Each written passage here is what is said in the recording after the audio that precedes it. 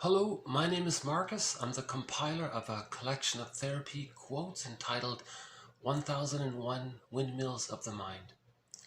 This is TQ 1015 to 1029.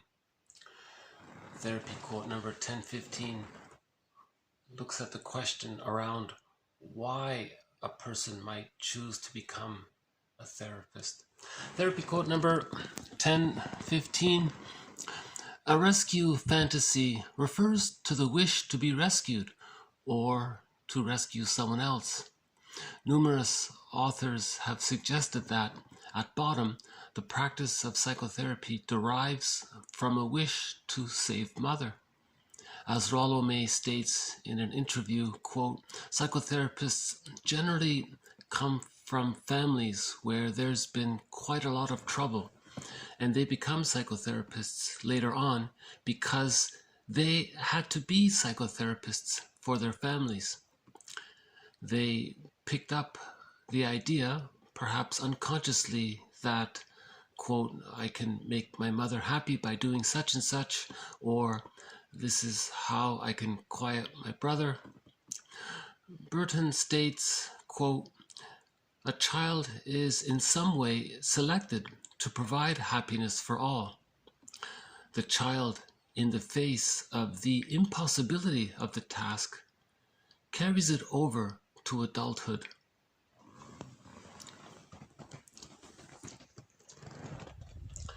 So the idea is that I think this idea comes from family systems therapy. When a couple has a child, somehow each parent has some kind of a fantasy that the child will be successful and make the parents happy, or maybe the child is there, maybe their presence helps the couple to stay together. So somehow the child is put into this impossible role of either making the parents happy or saving the marriage, and the child, loves their parents and they want to please them and they want to keep their family together. So maybe the child gets the idea that he's already like a little therapist in the family. So he grows up with that idea and thinks that he'll continue with the tradition. He'll continue with it somehow. The quote here from Rollo May that a lot of therapists come from dysfunctional families. So that's a stress, that's a painful and stressful for the child. So maybe in adulthood they want to master that childhood trauma of having grown up in a dysfunctional family. Now if they save people in adulthood, it's kind of like mastering that past pain. There's a little bit of magical thinking there, but I think that's the theory. So we'll have more quotes on why therapists choose to become therapists. So this is maybe the first in a new thread around it. Actually, 1016 is sort of related to it. Therapy quote number 1016. Every hero has his origins story. Bruce Wayne's childhood trauma runs like a hermeneutic thread through the hundreds of adventures that have put Batman in an astonishing variety of situations. So it's a little related, but in the case of the superhero, the child witnessed a terrible event with his parents, and the child wasn't able to protect his parents, to save his parents. So he grows up and he's going to now fight all evildoers, thinking maybe in his unconscious he's going to master the pain of not being able to save his parents, something like that. So that would be a good example of sublimation. That's considered one of the healthy defense mechanisms. If you have a lot of strong feelings, how do you channel it? What do you do with those feelings and energies? Well, you can sublimate it into something that's socially useful. So becoming a superhero is very it's very useful for society.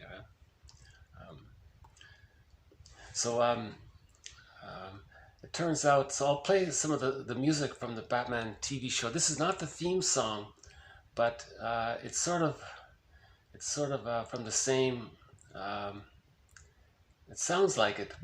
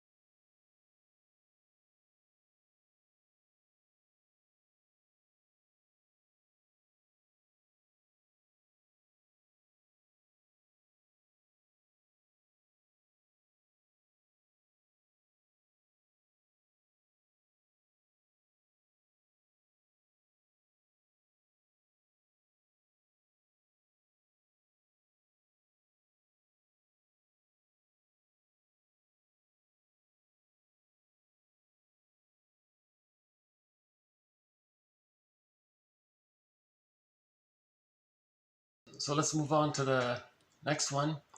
1017 looks at one of the rules about giving interpretations or feedback. So the rule here is defense before content. You acknowledge the person's use of a certain defense mechanism before talking about what he's defending against, right? So rather than just say, you're doing this because of this, you say, you know, you're doing this defensive thing because it's important for you. So you acknowledge that first, and then you say, oh, and then because for such and such a reason. Okay, so therapy quote number 1017. Whenever the client cannot see the obvious, it is because he needs his blindness.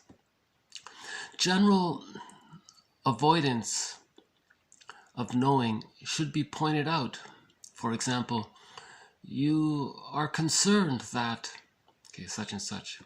Interpretation of resistance and defense precedes interpretation of content. Ego before id.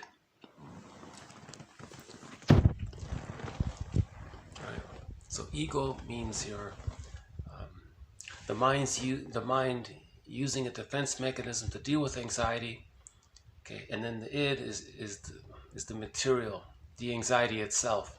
So you talk about the defense before the anxiety. So you talk about the defense against anxiety before you talk about the anxiety, right? So the rule here, or the rule of thumb, is interpretation of resistance and defense. It's the same thing, right? Interpretation or acknowledgement of the defense mechanism comes before talking about the content, right? So his example here is, you might say to yourself or to someone, your friend, you know, you are concerned that, okay, and then you talk about why you might be concerned. So for example, with the emotional eater, so I might say to myself, so Marcus, you're concerned that if you don't have enough cookie, whatever, whatever comfort food, you're concerned that if you don't have enough cookies in the cupboard, that later on, if you felt the need for cookies, you might feel some anxiety. So you like to have a supply of cookies in the cupboard. Yeah, that's true. That's right. Yes, thanks for noticing and respecting, acknowledging, and validating that I have this defense mechanism, and that it's something I adopt, my ego uses. And then you talk about why. Okay, so that's a defense against loneliness or something like that. Right? Rather than saying, the reason you use comfort food is because you feel lonely. Well, it's too direct. You see, it jumps too quickly, and then a person might become resistant. So they're not going to be open to that direct feedback. So the rule is, notice the defense first, and then talk about why he's using the defense, right?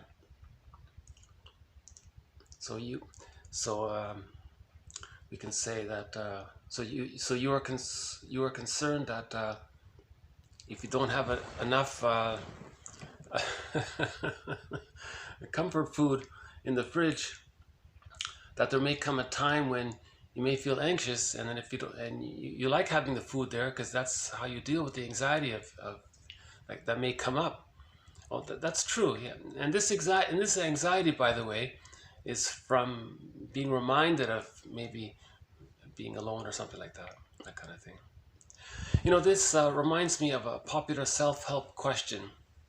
In the self-help books, they always say, the counselor would say, in the examples in the books, they would say to the client, what are you afraid would happen if you didn't do that? That's a similar thing. So what are you afraid would happen if you didn't have enough cookies in the cupboard? Oh, okay. So you're acknowledging the defense. And then the answer to the question would be to the reason why.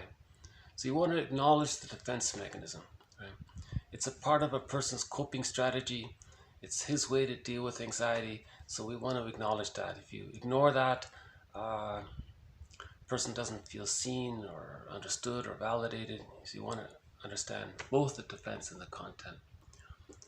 And we've had a couple of examples already up to this point. So this adds to our collection on this thread. Okay, the next one talks about the so-called as-if personality. So this continues on the thread on this topic.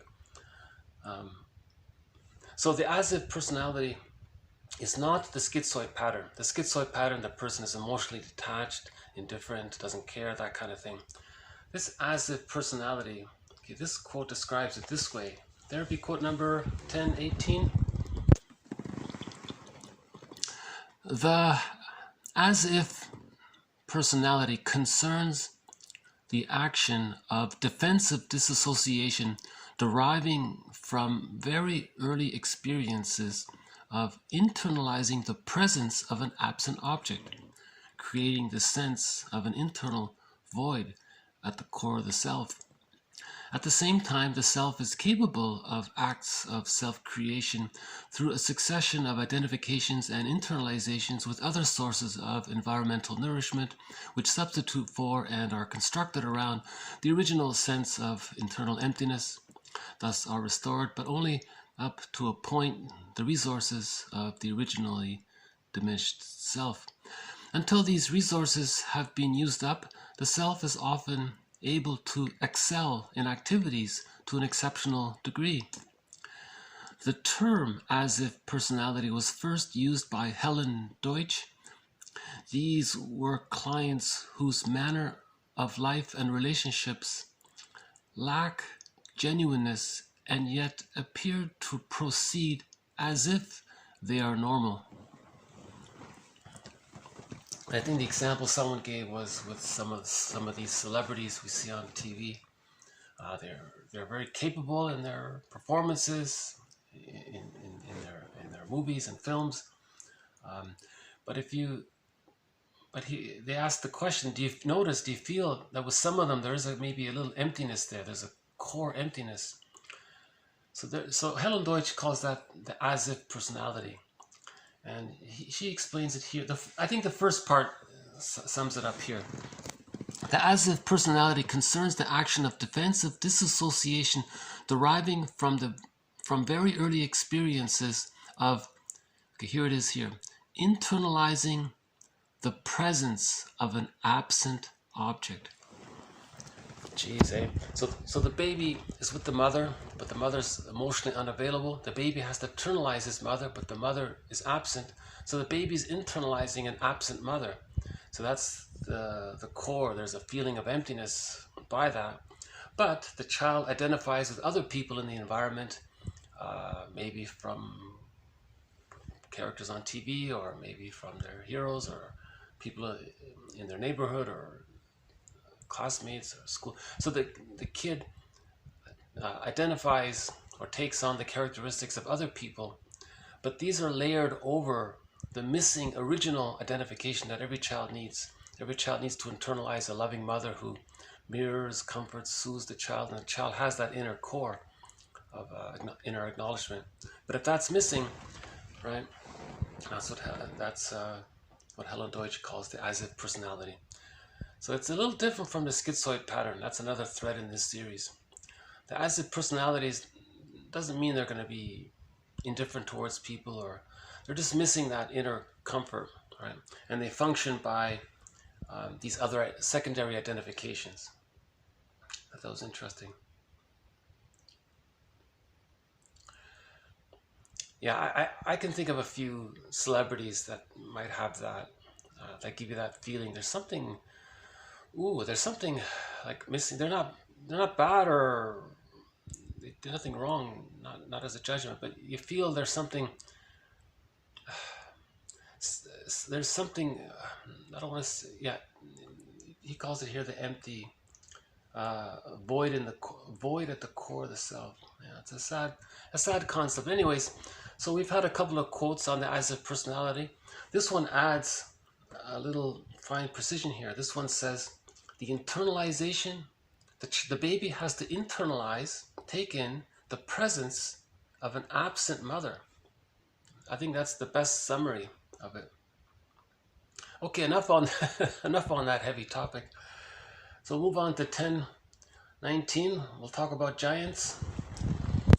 Okay, it seems that early outer parental objects have a giant-like character for the child because the child perceives them as mighty from their dependent position. So this is something Burglar talks about a fair bit.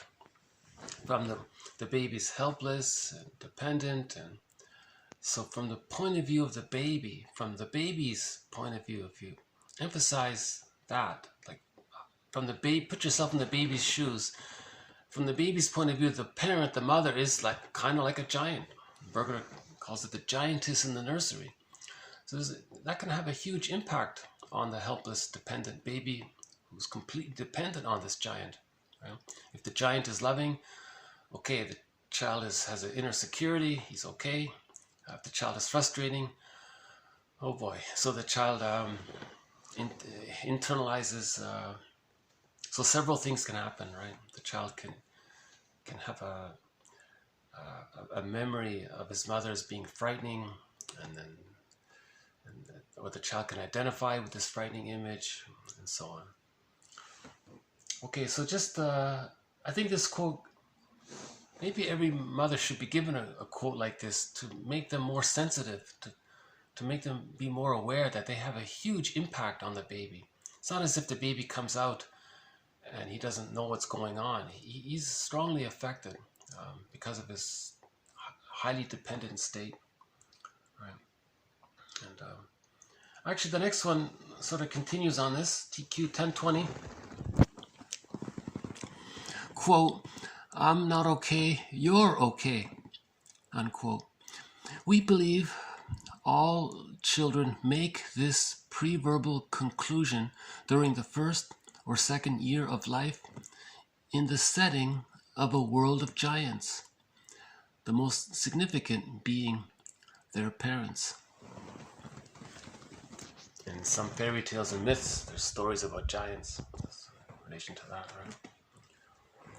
So that's the unconscious imagination of the artist to create a story about giants. He's trying to talk about how he felt as a child, maybe. This quote here comes from Harris. Many people have heard of the book "I'm Okay, You're Okay." This quote comes from the sequel called "Staying Okay," also not a bad book.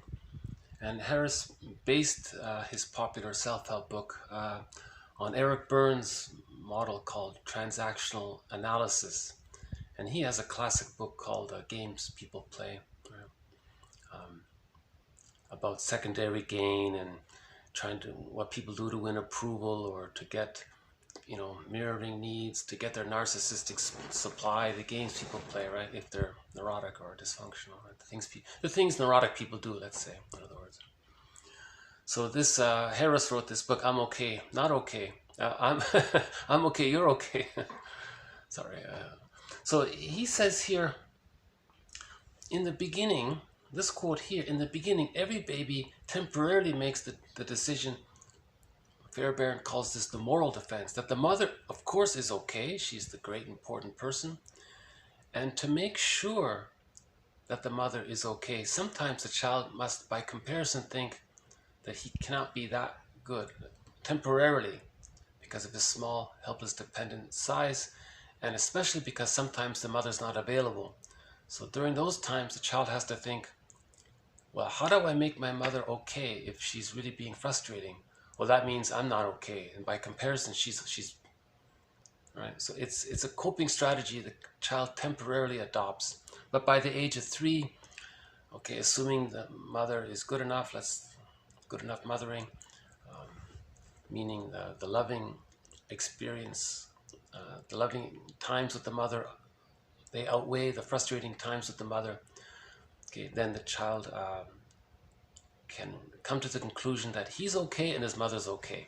So the book is called I'm Okay, You're Okay. That's healthy development. But temporarily, as a stage before that, the quote here is the baby thinks he's not okay and the mother's okay. Now, if there's arrested development there, a person can continue with that. That's the codependent pattern, right? The pleasers, the placaters, the yes men, yes women, I guess, like and so on. Now, if the trauma during this time is severe, the child might identify with the aggressor. So the child adopts all of the characteristics of the mother. They think they are the mother. They reject themselves as the wounded baby and think others are the wounded baby, and they adopt the attitude, I'm okay, you're not okay. Because from the baby's point of view, the mother was okay and the child was not okay. Now the child takes the mother's role and projects himself onto others. And therefore he thinks, I'm okay, you're not. So that's a narcissistic pattern. They're important, they're so great, other people are not okay. Right? That's the child's interpretation of the abusive mother. The abusive mother was all powerful, therefore, and she must be okay because the baby needs the mother. For life force seeks bonding. The baby has to bond. In order to bond, the baby has to delude himself that the mother's okay, even if she's not. Even meaning if she's more frustrating than loving, the baby will say, oh, she's great. And to cope with the reality of the pain of that, the child adopts a defense mechanism called identification with the aggressor. So the child just adopts all of the thinking and attitudes of the mother and rejects himself. That's why people with a narcissistic pattern, if they see others, they'll put them down. They tend to devalue others, look down on others, and they think they're always superior and above others. They've identified with the aggressor. So that's the I'm okay, you're not okay position. That's actually more neurotic, more dysfunctional than this one here. At least with this one, the I'm not okay, you're okay, the person's moving towards whole object relations. The person is sort of on a healthy pathway to get to I'm okay, you're okay. If the person's stuck in that very traumatic conclusion where he has to say, well, superiority complex, or identification with the aggressor, that's a narcissistic pattern, he's got more work to do. Right? That's the story of the Odyssey. He had a long journey to get home. He had a long journey to reach I'm okay, you're okay. Now the fourth one, the Harris talks about is the I'm not okay, you're not okay. I think that's the schizoid pattern. If the baby's so unable to connect to the parent, he detaches emotionally, he detaches his needs, he detaches from his needs to bond. And to do that, he thinks he's not okay and others are not okay because he can't bond to anybody in any form, even in the narcissistic pattern. So he's very detached. That's the schizoid pattern. The schizoid pattern, for example, that character Iago, he's very schizoidal, right? Nihilistic. These are the very negative, sardonic humor, very cynical, sarcastic. All this put down humor, humiliation humor. This is the most negative kind of Schadenfreude humor. So this is a very tough topic, the schizoid pattern. So by the way, the collection 1001 Windmills of the Mind, there is a thread on the schizoid pattern addressing this topic of the I'm okay, you're not okay position. That's the schizoid pattern. And so by the way, all of the quotes beyond 1001, okay, are sort of bonus material. So these quotes here, 10,015 to 10,029 in this video, is also part of the bonus material, right? And in the bonus material, there'll be some of the threads are continued, and there may be some new threads that will begin. For example, about why people choose to become therapists. I think that's going to be a new thread. And there might be some, and no, there will be a few new threads starting in the bonus material. Okay, let's move on to TQ 1021. This one is a key concept from Karen Horney, one of the mentors in this series, Karen Horney. Moving towards, moving against, or moving away from people. Okay, in other words, compliance towards people, aggressiveness against people, or detachment away from people, respectively. These are neurotic exaggerations of the normalcy of cooperation, assertiveness, and the need for solitude. Okay, so in the I'm okay, you're okay position, okay, there's the relationships with others, there's cooperation, mutuality, I'm okay, you're okay. Okay, if the person needs to make an I statement, they can be assertive, they can use Rosenberg's I statement model. So we've mentioned that in a previous video called OFNR, OFNR, observation, feelings, needs, requests. So that was covered early in the series. So that's being assertive. You're not against another person. You're stating what your truth, what's alive in you. You're making an I statement. You're making it about yourself. You're not attacking the other person. Right? Another healthy aspect of psychological birth is they're okay to be alone. They can enjoy spending time alone. They don't panic if they're alone. They find that refreshing and rejuvenating to be able to have some solitude. Right? Now, Karen Horney says, if things go awry, these three qualities, cooperation, assertiveness, and solitude, they can become distorted or dysfunctional. So if cooperation becomes distorted or damaged, that can lead to the person becoming overly compliant. She calls that moving towards people in an exaggerated way, always please. That's the pleaser, right? The assertive one, if that gets damaged, if the person can't make an I statement, remember before, if the breastfeeding goes awry, the person is going to be aggressive all the time. They can't just say, I want this, I like this, I want this. They just have to be aggressive. That's the bully pattern, right? So that's gone awry. The solitude one, they'll just emotionally detached. They'll just escape in their fantasy life too much. They're not really enjoying the present solitude. They're not enjoying the nature. They're in this fantasy world, so they can't enjoy the solitude. So Karen Horney talks about these three. In the last video, a Golden Windmill of the Mind award. If it's okay, if I may have a little fun and offer these awards. So the first award, Golden Windmill of the Mind award, was given to the film Bob and His Enlarged Amygdala for Best Short Comedy Film Explaining Psychology, talking about if there's too much stress, the amygdala gets enlarged, literally enlarged. So there's a whole comedy sketch around this. It's an excellent video, hilarious. So that definitely gets a Golden Windmill of the Mind award. If you haven't seen it yet, it's on YouTube, called Bob and His Enlarged Amygdala. And they came up with a fictional diagnosis. The character Bob had EAS, enlarged amygdala syndrome. So you'll learn about it in the movie. It's about half an hour long. Great movie. A Golden Windmill of the Mind award. Another Golden Windmill of the Mind award goes to Karen Horney's book called Our Inner Conflicts. This is a great book, one of her finest books. And in that book, she talks about these three neurotic patterns. This moving towards too much, this pleasing one, this moving against one, this bully one, and moving away, this detached, indifferent one, the schizoidal one. By the way, the Enneagram sort of, one theory about the Enneagram is that three of the types, so the Enneagram has healthy versions of the 9 types and unhealthy versions of the 9 types. So 3 of the unhealthy versions of the 9 types relate to the moving towards one. For example, the 2, Enneagram, unhealthy 2 moves towards others, the pleaser. The unhealthy 8, that's the bully one. The unhealthy 5, that's the schizoidal detached one. Right? So it's interesting that this ancient sort of psychology model, the Enneagram, kind of connects with attachment theory. So by the way, this moving towards, that's the baby's need to bond to the mother. Moving against, the baby identifies with the aggressor. And then moving detached, the baby withdraws altogether. So it relates to the stress response system. So.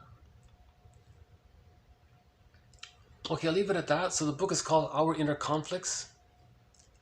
By the way, Rollo May's name came up before.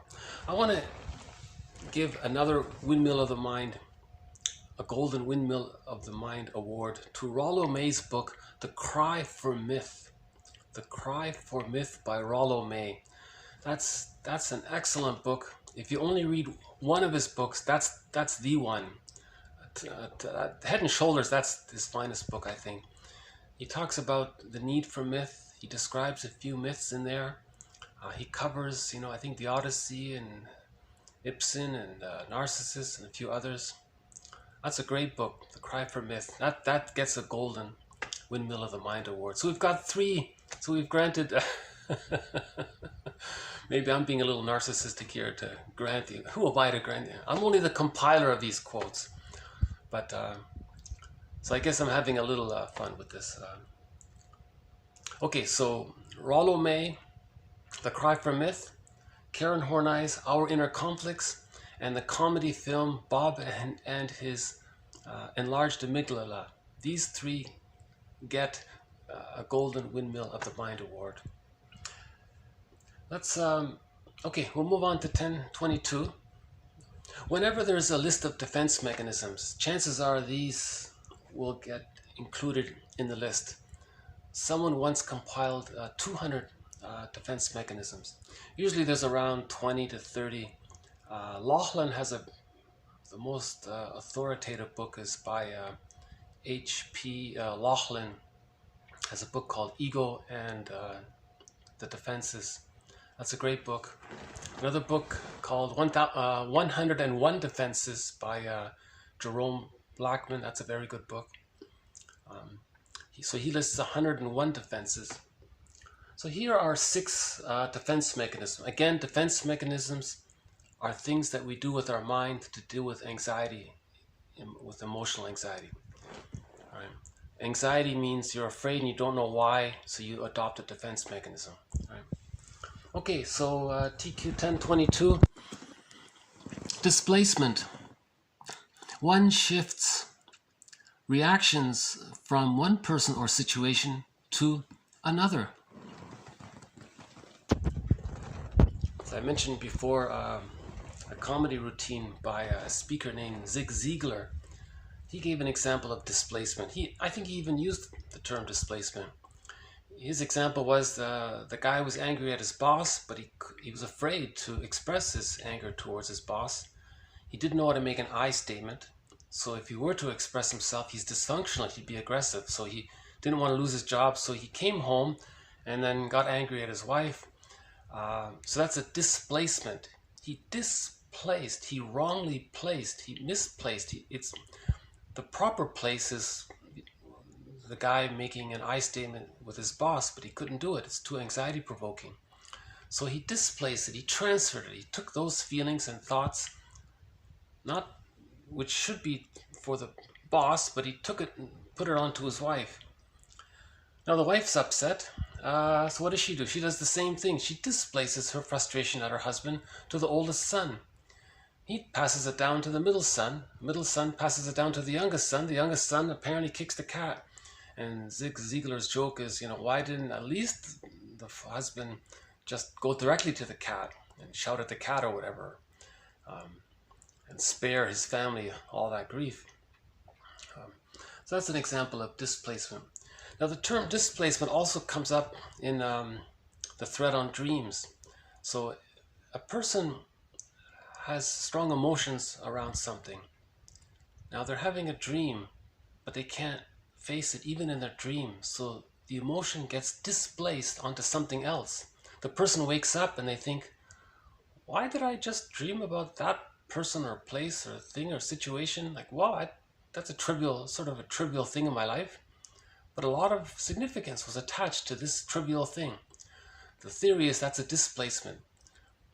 So if you're keeping a dream journal, you would associate. So what do I associate with this event?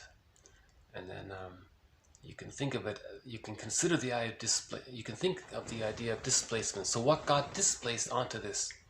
And usually you can answer that. Okay, that's displacement. The next one here is identification. Already mentioned identification. One identifies with the characteristics of others. Introjection. One takes in the values of others. Okay, a little difference there. Projection. You attribute your own thoughts and feelings onto others. We had a quote earlier from Robert A. Johnson. He has a book called something about the word transformation is in the title of the book, and in that book, or is it the book he? Anyways, Robert A. Johnson has this little chapter on what he calls the 3 levels of consciousness or masculine consciousness. So two-dimensional, 3-dimensional, 4-dimensional man, and his examples from literature was Don Juan. He's the 2-dimensional man, selfish, does what he wants, doesn't care about others. 3-dimensional man, he's now questioning himself. So he's now wondering, is he projecting? Is he afraid to admit something about himself? And the way to get in touch with what he's denying is through his judgments on others. And he's questioning this. So that's sort of getting in touch with the 3-dimensionality of it all. Now, if he does own his projection and accepts it, he becomes 4-dimensional, Faustian part 2. So Johnson says the goal for men is to move from Don Juan to Faust, right? So one author says the goal of therapy is to move a person from 2-dimensionality to 3-dimensionality. So 3-dimensionality is getting in touch with that bag we drag behind us. So one of the threads in this series is Robert Bly's metaphor of the bag. So much of who we are by the age of 5 gets put into this bag that we drag behind us, our feeling self, and our potential of who we could be gets put into this bag. Our ability to name our feelings gets put into this bag. The pathway to healing even gets put into this bag. Knowledge of which defense mechanisms we're using gets put into this bag. So there's sort of that's the 3-dimensional aspect of things. So Robert Bly says we spend the rest of our lives trying to get things back out from the bag and re-own them back into ourselves. That would become that's the 4th dimension. Looking in the bag, that's the 3rd dimension. Re-owning it, that's the 4th dimension. So projections would be an example of that. Right. Now this bag we drag behind us, by the way, in literature, it's called the stranger within, the second self of the unconscious, or simply the second self, the shadow soul. In literature, it's the motif of the double. One poet says, someone's living my life and I know nothing about him, it's you, right? Robert Bly quotes one poet who says, there's someone who is nothing like me, but who is me. Okay, that's the shadow self, sometimes called the alter ego. It's everything that's us that we don't know about. It gets put into this bag. Now it's a metaphor. See, it's dark, but all this, it's inside. It's just, we don't see it. So the metaphor, it's this shadow bag. We don't see it. So you want to look into this shadow bag, pull it out, and re-own it. That's the therapy journey in a nutshell, according to Robert Bly too, and Melanie Klein, to re-own what we put in the bag. Yeah. So projection's a good one. You have a strong opinion about something or somebody. You might ask, am I talking about myself? Am I really talking, but it's too painful to admit because it goes against my neurotic pride. So you question that. And if you can get to the place, I think I am talking about myself, and you shed a tear, you're starting to integrate it, if you can really feel that. Now, sometimes you need a caring witness to do that with, but at least if you have the idea, you're preparing for the grief work, you know. So all of these quotes, I think, is preparation for the healing process. Rationalization is another common defense mechanism. Rationalization, you attempt to rationally explain away your disappointments. So rationalization can be used in several contexts. This one here talks about the sour grapes one. You wanted something, you couldn't get it, so you say it wasn't good, you didn't want it anyway. So you were disappointed, you couldn't reach the grapes. You said, well, they weren't sweet anyway, so I don't want them anyways. Huh? But rationalization, more broadly speaking, that's when we lie to ourselves.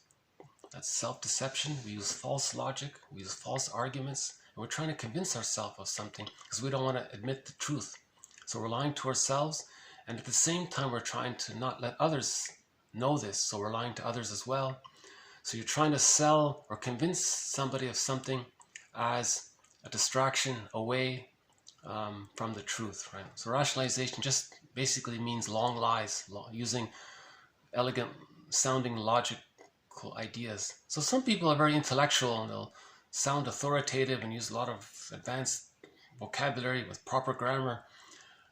That's all around. Often that's the rationalization. They're lying and they want you to believe it, you see. So rationalization, again with Laughlin, we have an excellent quote from Laughlin on rationalization. If you trace back through the material, you'll find it there. Yeah. Okay, and reaction formation. Reaction formation. You deal with unacceptable wishes and thoughts by expressing their opposite. It's a very difficult topic. You know, if somebody says, if somebody has a strong opinion one way or the other, or has strong feelings about one thing or another, is it a counterphobia? Do they unconsciously wish the opposite of what they're saying? And it's too bothersome, so they say the opposite. Now, what's his name? There's a book called The Wisdom of the Ego. George Valiant, I forgot his last name.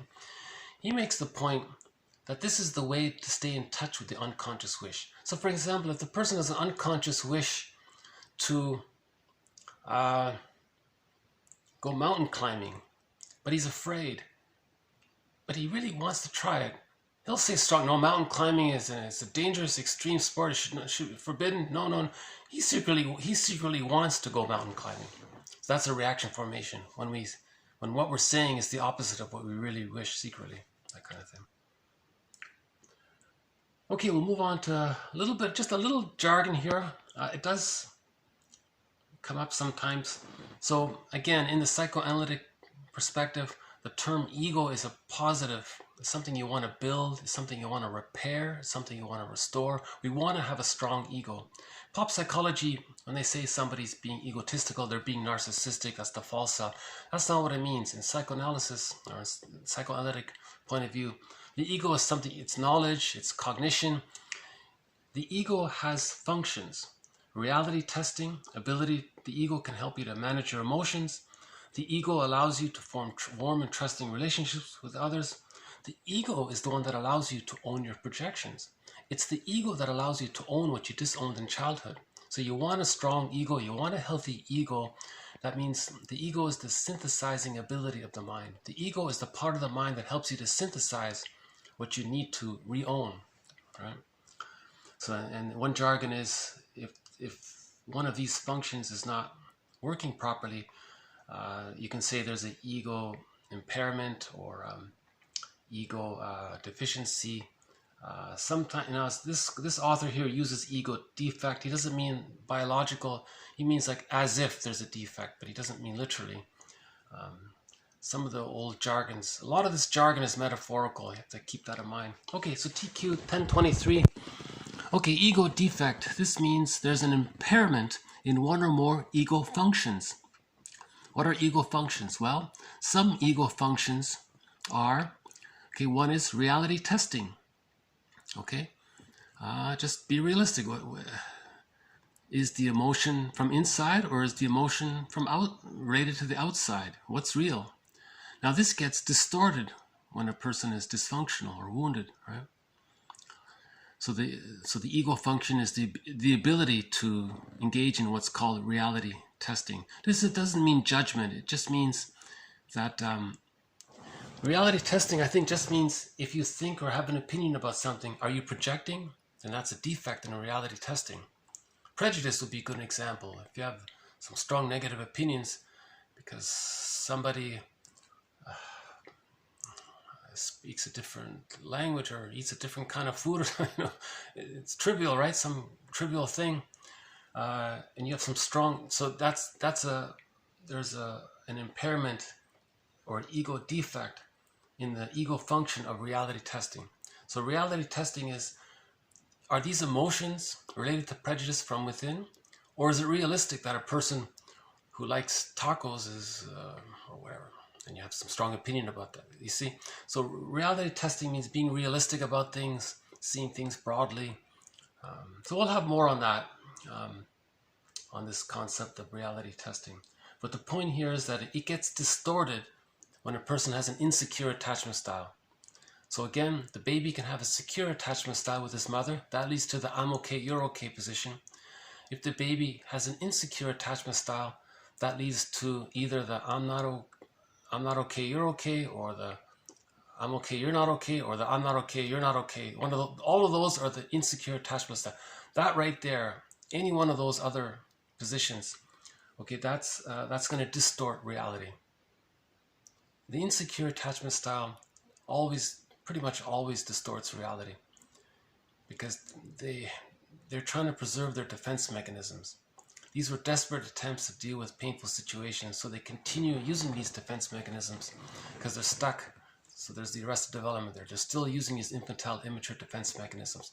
Children use these infantile defense mechanisms temporarily because of their small size, but by the age of 3, they're getting older, their ego is getting stronger, then they can lose them. They can drop it. The narcissism's gone, codependency's gone, any kind of detached, fearful, all that gets resolved by the age of 3. Right? But if it doesn't, there can be impairment in the ego functions. So we're adding to our jargon here. This is a new one here, the idea of ego impairment and ego functions. So we'll follow up on this for sure, because we need a strong ego to be able to self-reflect, to admit, to be curious enough. Curiosity is the ego function. You want to be able to be curious if what you're believing is true or not. Is it true? You want to have that ego strength to be able to do that, to self-reflect, and then to re-own, the psyche seeks wholeness, so the psyche wants us to own what we disowned in childhood, right? Maybe another golden windmill of the mind award can go to Robert Bly's book, his audio, all of his audio material. Okay, so Robert Bly's audios, that whole collection. The poetry aspect aside, I'm talking about when Robert Bly talks about Iron John, the book Iron John, Sibling Society, when he talks about psychology, all of Robert Bly's audio, that whole collection, any lectures that he gave to audiences in the men's movement, that is a golden windmill of the mind, that body of audio work. So there's another Windmill of the Mind award, Robert Bly's audio. And he has a 4-tape set on the shadow, based on his book, A Little Book on the Human Shadow. So that's the metaphor of the bag, comes from there. Okay, a couple of more here. Okay, 1024. Despite apparent differences in overt social functioning, clients with an insecure attachment style unconsciously tend to select partners who are at the same basic level of personality differentiation, okay, or emotional development, let's say, or even arrested development, but who have opposite patterns of defensive organization. So they express it in opposite directions, but it's the same underneath, right? Primitive defenses and projections, which are played out by the narcissistic couple, for example, become a substitute for true identity, a continuation and loyalty to what he calls impeded individuation in narcissism. So I include this quote for the new jargon here, impeded individuation. So we have arrested development, right? We have developmental trauma. He calls it here impeded individuation. So in other words, a man with a narcissistic pattern and a woman with a narcissistic pattern may get together and become helpmates, and their relationship is based on each other supporting each other's narcissism. Now, one may be more exhibitionistic about it, one may be more closeted about it. So on the surface, their behavior looks different, but they both have the underlying similar structure. So this quote says, couples are attracted to the same emotional arrested, or where their development is at.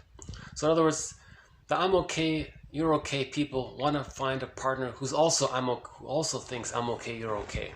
Right? All those other ones sort of mix and match with each other. Right? I think Tolstoy said, all happy marriages look alike, but every unhappy marriage looks different, something like that. Okay, we'll have more on that later on. Okay, we'll do one quick one here on the body-mind connection. The mind is a part of the body, so psychological issues will naturally manifest there through physiological mechanisms. The psyche and the soma are different approaches to a whole. I thought that was the quickest, briefest way of selling the idea that the mind and the body are together. The body, and we have the word body-mind used as one word to emphasize that the body and the mind are united, they're together. All right. So he says here, if the mind is a part of the body and the body is a part of the mind, so if there's a disturbance in the mind, of course that's going to affect the body, because the mind's going to affect the physiology. That's part of the body. So the mind affects the stress mechanisms, that connects to the body. Then the person might get a symptom, so there's a psychosomatic symptom. So just a note on that. Okay, I think we got 4 more short ones. So we're okay. This next one here is a reference to a book. Okay, Volger's book, The Writer's Journey, Mythic Structure for Writers, became the widely accepted cookbook for creating, quote, perfect, commercially viable narratives, securing large audiences through the motif or the concept of the hero's journey or individuation. So Joseph Campbell gets a lot of credit here because he spent his life manically studying every myth, every fairy tale he could find. And his conclusion was that there's one thing they all have in common. He calls it the monomyth or the hero's journey, that we all want to make the move from 2-dimensional consciousness to 4-dimensional consciousness. Right?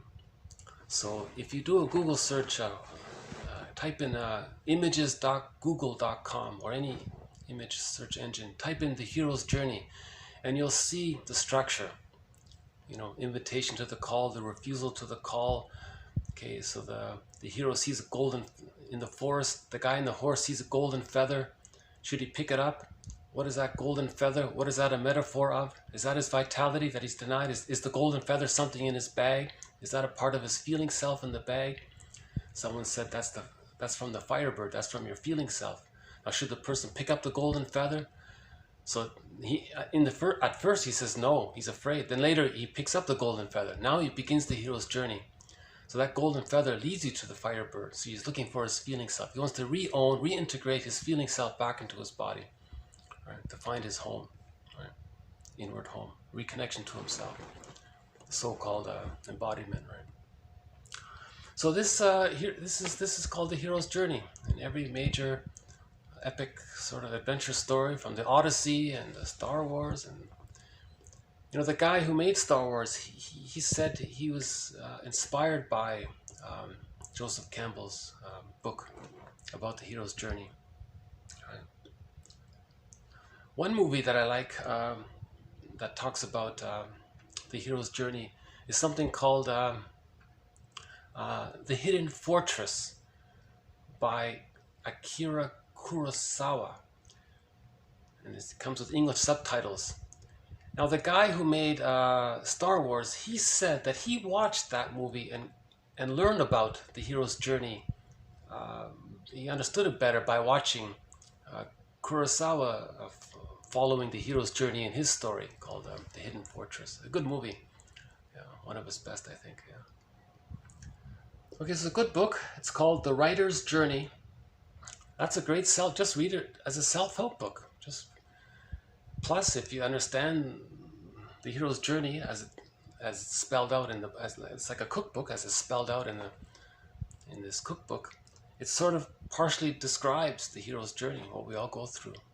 The journey from not being aware to being confused, to mourning, to facing our losses, to understand that we experience the loss, but we can't mourn. Why don't we mourn? What's preventing us from mourning? What causes us not to mourn?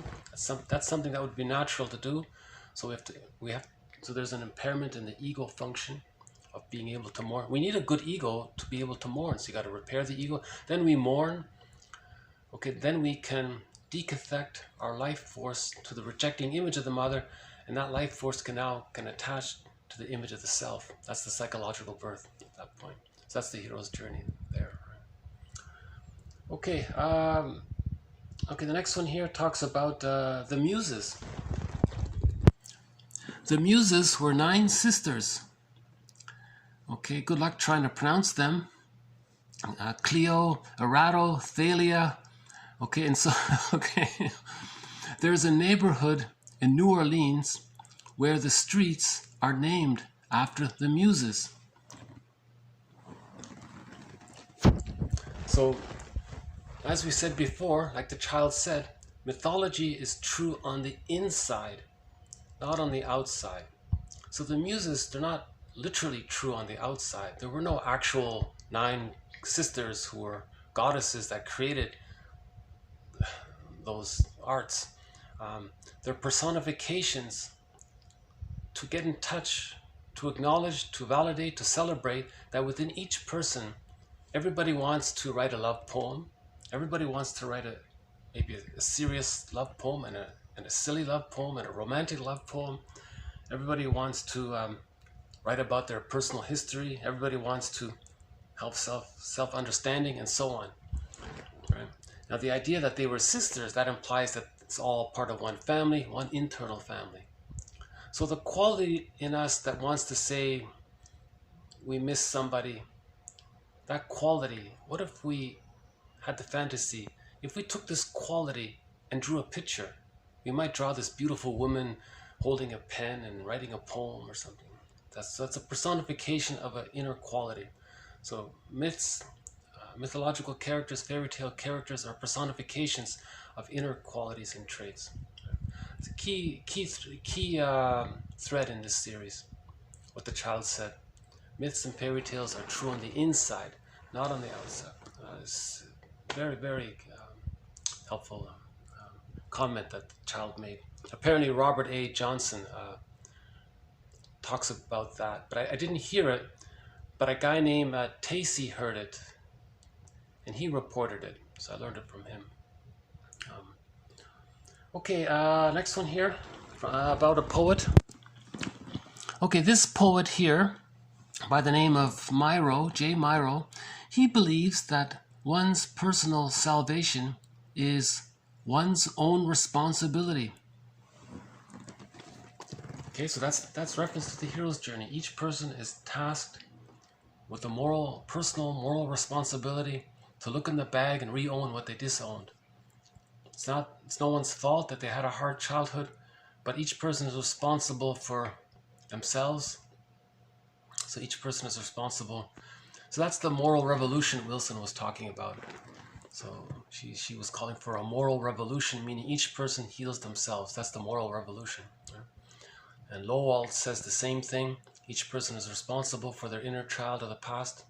Each person is responsible to reintegrate. Right?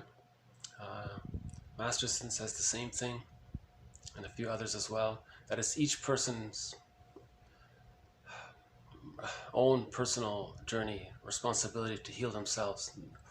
There's no yes, in the last video, no matter how many boxes of cookies you eat, that's not going to change psychic structure. That's not going to heal what was missing. Okay, but awareness of why and building the ego, that's sort of the journey. Self-reflection is the journey. Okay, we'll end the last one here from the Ulanovs. A client's acceptance of his underground psychic life is the necessary prelude to healing.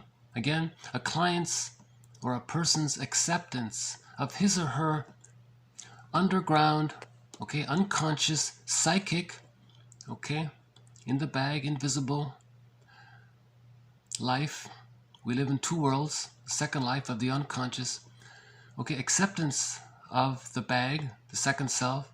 This is a necessary prelude to healing. This is a necessary prelude to healing. First, we have to accept humanity's third narcissistic injury, that each person has an unconscious, that each person is carrying this bag behind them. We have to accept that there's things about ourselves that we don't know, and it's in this bag. We have to accept that idea.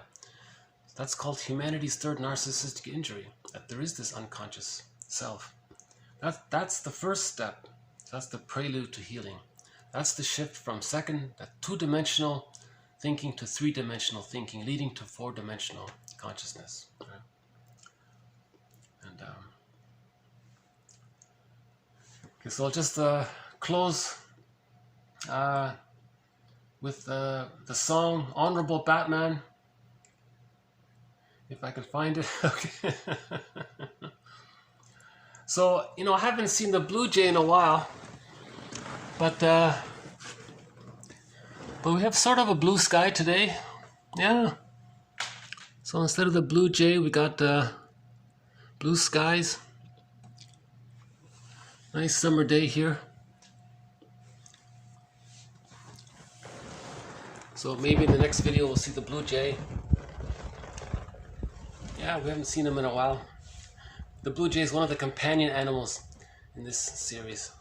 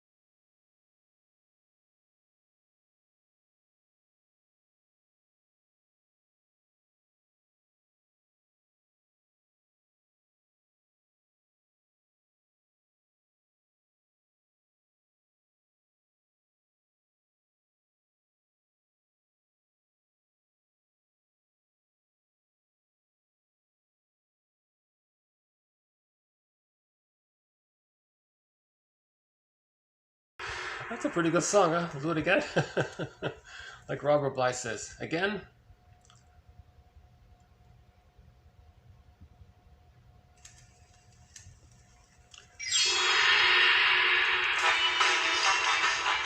Okay, therapy quote number 1019.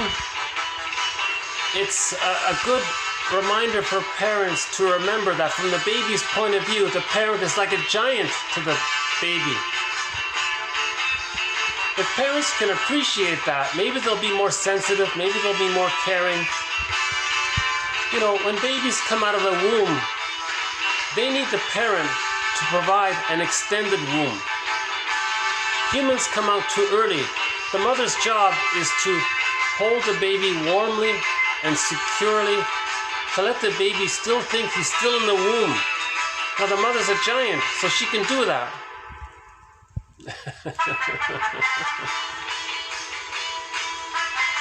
Okay, one quote from Harris about the I'm Okay, You're Okay book. A quote from regarding Karen Horney. Okay, again, Our Inner Conflicts, wonderful book. We briefly covered a couple of defense mechanisms: displacement, projection, rationalization, reaction formation. We introduced the concept of ego functions. Okay, we'll have more about dysfunctional relationships.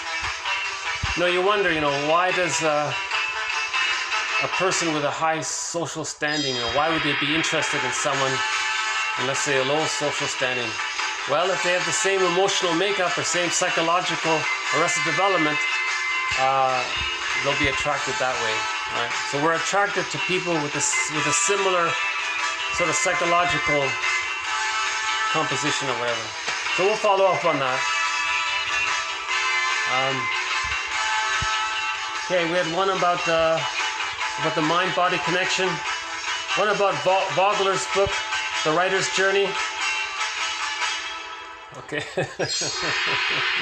One about the muses, and one about the quote about Miro. The one about Miro, apparently, I looked it up, in the city of Barcelona, in the main square there, on the ground. One of his paintings occupies the whole ground, and people are drawn to see his painting that's implanted on the ground. I thought that was interesting. There's this 9 muses. When I saw this quote about the 9 muses, I had this little mini fantasy.